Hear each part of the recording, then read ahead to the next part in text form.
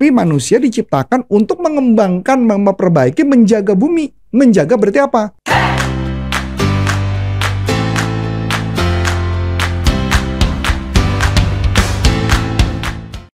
Halo teman-teman, kembali lagi dengan saya Karin di Panduan Bisnis dengan NLP. Dan kali ini kita mau bahas nih kelas yang mau jalan setelah ini. Tapi sebelumnya kita simak yang berikut ini ya. Sebelum Anda lanjut nonton video ini, silakan Anda subscribe, like, dan share kepada teman-teman Anda sehingga channel ini bisa bertumbuh. Oke, sebelum masuk ke topik kali ini kita sapa dulu Coach Arif. Hai Coach. Hai, halo. Kita kayaknya rekaman terus ya Coach. Iya nih, ngejar target sama Karin saya. Saya dikejar-kejar, saya ampun-ampunan. Ya karena besok 2 minggu kayaknya, hampir 2 minggu ya? Iya, 2 minggu. Pelatihan di bank dan salah satu perusahaan telekomunikasi ya? Iya. Kalau nggak salah. Iya. Oke Coach, nih kan aku mau tanya nih Coach, kita kan mau ada pelatihan NLP spiritual nih Coach. Itu sebenarnya membahas apa sih Coach, dan alasan Coach Arif kenapa pengen ada kelas itu tuh apa gitu Coach? Oke, saya ini jawab jujur ya. Nah ini jujur nih artinya kenapa, bukan berarti saya nggak jujur sebelumnya. Karena gini, ada jawaban yang paling menarik adalah saya menemukan bahwa banyak ilmu-ilmu yang menurut pendapat saya ya, ini artinya bisa debatable, artinya menurut pendapat saya beberapa ilmu-ilmu tersebut yang kelihatannya mulai menjauhi saya kepada unsur ketuhanan menurut sudut saya. Kenapa? Karena banyak ketika seseorang lagi punya problem, biasanya dia akan menggunakan yang dia pahami atau ilmu yang dia ngerti itu dulu. Misalkan contoh yang paling sederhana gini deh Karin, paling gampang. Karin lagi masalah. Karin lagi punya masalah, masalahnya berat. Pasti apa yang akan lakukan Karin? Pasti Karin akan ngomong sama orang yang dikenal dulu, betul nggak? Iya.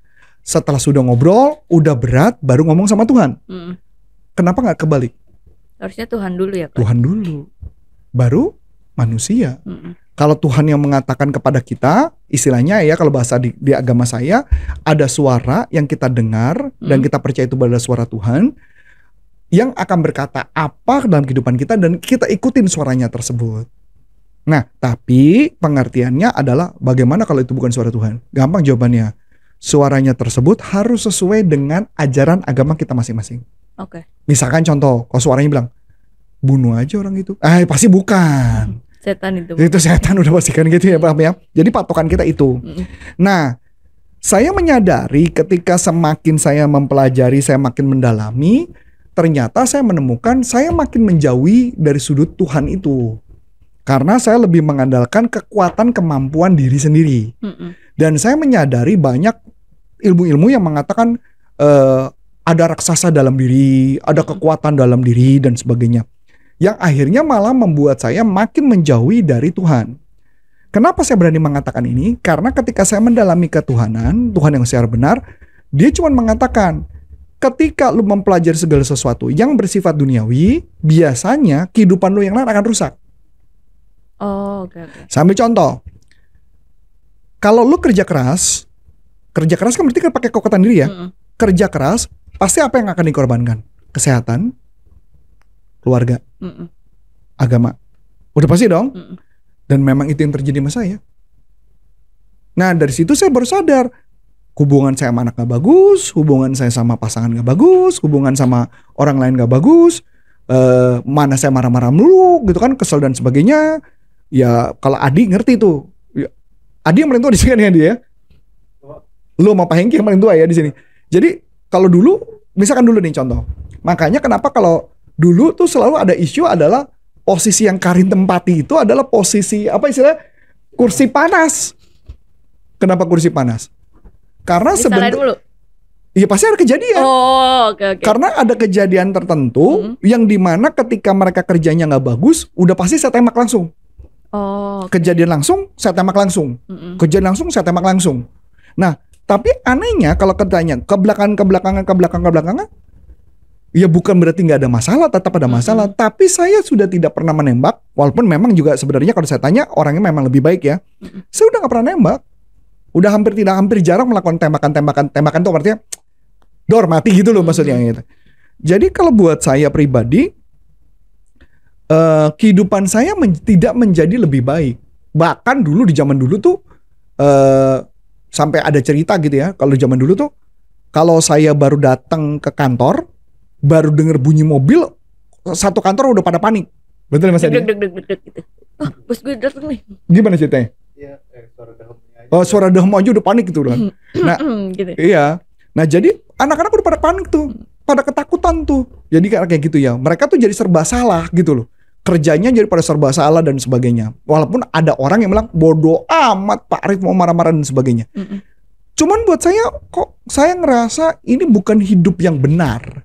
Ini bukan cara hidup yang benar karena kesehatan sudah terganggu, permasalahan banyak terganggu. Jadi saya balik lagi gini, ya saya sukses, benar, sukses secara keuangan. Tapi tidak sukses di bidang yang lain. Iya. Kenapa tidak sukses? Karena saya malah menjauhkan diri saya daripada Tuhan. Nah, di dalam ajaran agama, dia mengatakan kalau ketika lo mengandalkan diri lo pada Tuhan, harusnya seluruh kehidupan lo akan dipenuhi. Keluarga, keuangan, kehidupan beragama lo, pasangan lo, semua hal dalam hidup lo akan baik-baik saja. Nah, pertanyaan saya harus pilih dong, hidup yang baik atau hidup cuma hanya ngejar uang? Iya. Bener dong? Ya jelas dong di mana-mana orang akan berpikir yang ini. Cuma yang jadi masalah adalah ketika kita ketuhanan, kebanyakan orang nganggep kalau lu Tuhan nanti lu nggak kerja mati-matian. Iya. Lu jangan-jangan nanti nggak fokus karena isinya tentang Tuhan mulu, ibadah mulu, banyak ibadah, abisnya rezeki nggak ada. Ya memang saya menemukan ada yang seperti itu, ada, betul. Hanya yang saya temukan adalah ketika kita tahu apa tujuan Tuhan dalam hidup kita, saya jadi paham. Jadi makanya kenapa saya buat NLP spiritual. Saya ambil contoh lagi gini Karin. Ini dari ajaran agama saya ya Karin ya. Jadi nanti Karin juga mulai melakukan refleksi diri gini.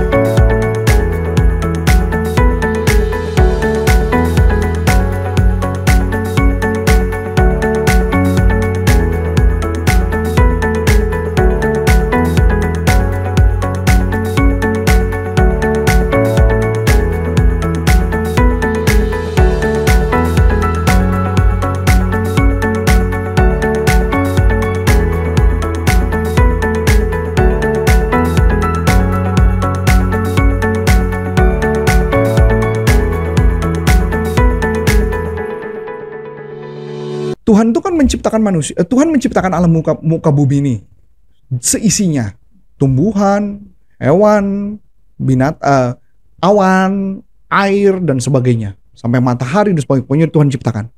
Oke? Dia ciptakan manusia. Pertanyaan saya, ngapain Tuhan menciptakan manusia? Sebagai pelengkap. Anak aja. Sebagai yang menggunakan. Berarti pelajaran agamamu kurang dalam. Mas Adi tolong juru bicara. Ayo, apa tujuan Tuhan menciptakan manusia? Kalau sebagai pelengkap salah. Iseng banget loh. Tuhan menciptakan manusia cuma sebagai pelengkap. Kan jadi diciptain dulu tuh air itu. Pertama kan Tuhan menciptakan ada yang air, udara, bumi, ya kan? Tumbuhan, hewan dan seisinya. Ya kan? Baru Tuhan menciptakan manusia. Pertanyaan saya adalah, ngapain Tuhan menciptakan manusia? Nah, ini jangan-jangan dia bersadar nih. Iya, Tuhan ngapain ciptain gue ya? Iya juga ya. Logika, kira-kira apa tujuan Tuhan menciptakan? Walaupun misalnya kita tidak ngomong konteks agama ya. Menurut kamu logika Tuhan menciptakan manusia untuk apa? Apa Mas Adi? Di call over ini ya. Apa ya? Saya jawab, Tuhan menciptakan manusia untuk menjaga bumi ini, merawat, menjaga, melestarikan dan mengembangkan bumi. Kalau nggak ada manusia, sekarang saya mau nanya, siapa yang jaga bumi? Kuda, burung, dinosaurus, nggak mungkin dong. Iya. Berarti Tuhan menciptakan manusia untuk menjaga bumi. Oke. Tapi kan ada beberapa manusia yang malah merusak ya. di luar Ya, itu beda ya. lagi, beda lagi. Itu kan Iya, karena iya. mungkin konteksnya kayak Karin tadi saya tanya apa tujuan Tuhan menciptakan Iya. manusia. Karin bilang pelengkap ya, mungkin itu Oh munculnya. iya, oke. Kalau pelengkap aja kayak puzzle kurang satu tempel gitu. Enggak. Tapi manusia diciptakan untuk mengembangkan, memperbaiki, menjaga bumi. Menjaga berarti apa? Kalau pohon rusak berarti kan perlu ilmu pengetahuan. Iya. Betul dong? Reboisasi. Nah itu artinya, paham ya maksudnya? Jadi Tuhan menciptakan manusia untuk menjaga bumi. Berarti setiap manusia sudah punya tugasnya masing-masing. Sebelum Anda lanjut nonton video ini, silakan Anda subscribe, like, dan share kepada teman-teman Anda sehingga channel ini bisa bertumbuh. Kalau di agama saya mengatakan bahwa ketika manusia itu ada, Tuhan sudah tahu, Tuhan sudah punya rencana dalam hidupnya dia. Tuhan sudah menaruh rencana dia ke dalam hidup kita masing-masing. Berarti kalau sudah ada rencana, berarti apa harus dilakukan? Kita menjalankan visi Tuhan ke dalam hidup kita dengan kita punya visi juga untuk supaya kita bisa menjalaninya. Nah, itulah yang menjadi cikal dasar, cikal bakal yang saya membuat yang namanya NLP spiritual. Jadi gini Mas, saya kasih gambaran. NLP itu cuman tools. Kalau ibaratnya Karin mau bangun rumah, Karin perlu apa? Palu, Karin perlu paku, Karin perlu gergaji, Karin perlu amplas dan sebagainya untuk bangun rumah. NLP itu cuman tools yang kita gunakan untuk menjalankan kehidupan kita di muka bumi ini supaya mencapai tujuan yang Tuhan terapkan, yang Tuhan inginkan pada hidup kita. Sampai masuk akal? Nah, jadi pertanyaannya, bagaimana dengan ketika kita menjalankan kehidupan muka bumi ini? Ternyata kita mengalami kegagalan, kita mengalami sakit hati, kita malah menghadapi males, kita menghadapi kehidupan yang gak jelas itu.